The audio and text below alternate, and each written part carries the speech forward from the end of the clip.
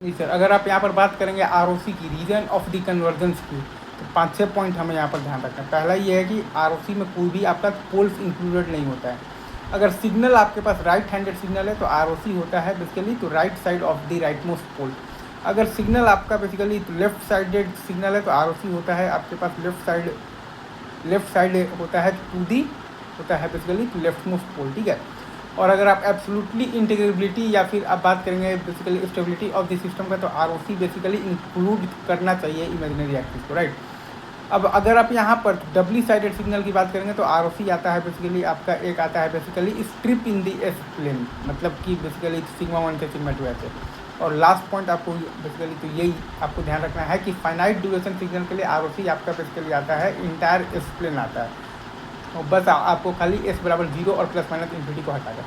अब 2 थ्योरम्स हैं बेसिकली, आपको ऑलरेडी लैप्लास में पहले से भी मालूम थे, यहाँ पर भी यूज आता है, इनिशियल वैल्यू थ्योरम और फाइनल वैल्यू थ्योरम।